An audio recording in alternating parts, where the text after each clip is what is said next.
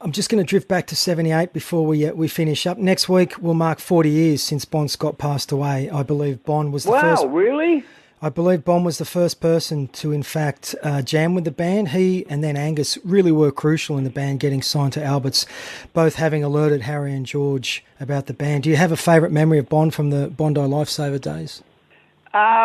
Well, if I haven't told you my Bond story or stories, I'd be surprised. But that, I mean, the two things, yes. I mean, I can remember, and it goes back to, the Mark Evans, the Phil Rudd thing, like Phil went and joined AC/DC, and then not long after that, Mark did, and that's how I met Mark, and it was all that kind of stuff. And I just remember that, there was a night where Bon had come along, and as full as a state school, and I remember him saying, like, can I get up and sing some, can I get up and have a, sing? I said, fuck yeah, So, in those days, the Tats used to do a lot of Chuck Berry sort of, Eddie Cochran, 20 Flight Rock and all that kind of stuff, and as covers from the early days. So if we're having a long night, like if we did two sets, or if we were having a great time and we just wanted to keep playing,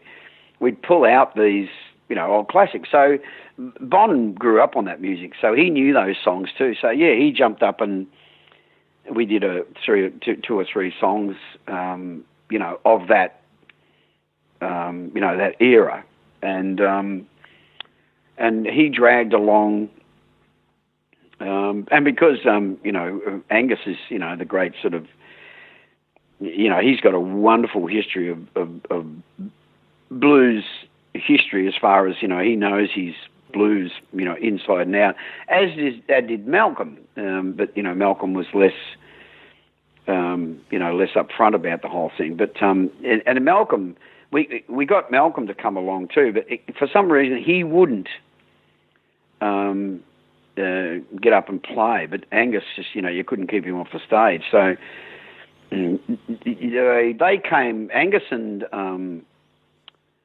I think Malcolm only ever on one occasion. I think I don't know. I can't be 100% accurate, but I think we did Jumpin' Jack Flash. But having said that, Angus and Bon got up and jammed with the band on the odd occasion or on the occasion, on quite a few times, and that's what led.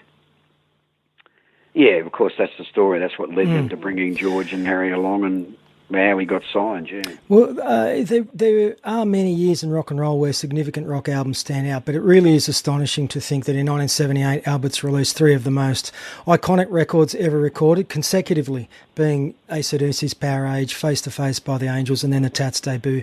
It's a time period in Australian rock and roll which will never be repeated. Absolutely. Yeah, absolutely, without a doubt. And I think we alluded to this last time we spoke, but one of the things that when we got signed by Alberts, we knew that it was kind of like the mafioso. We were part of the family now.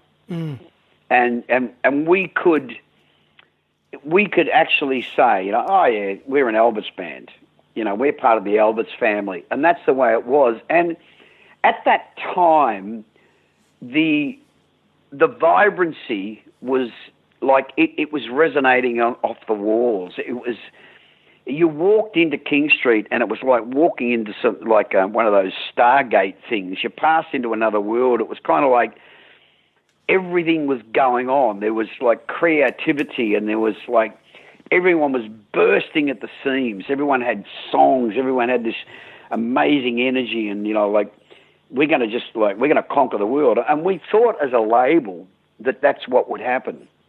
We thought that, and we felt that in those days. And of course, AC/DC leading the charge. But, I know that George and Harry thought this, even though they never really sort of bragged, if you like, or they never, they went about their business quietly. But we thought that, like AC/DC, the Angels, the Tats, the Choir Boys, even Ted Mulry, I mean, in a pop, more of a pop thing, we thought we were just going to just as a gang, as a family, as an Alberts stable, we were just going to, go to the world and just like take it all by storm. But such was the feeling of that, and so it's no surprise that we look back on and quite rightly, as you say, producing those albums, because that was the atmosphere. It was kind of like the ground was fertile. There was enough rain and enough sun, and the creativity was like just flowing, and it was just really exciting, to be a part of.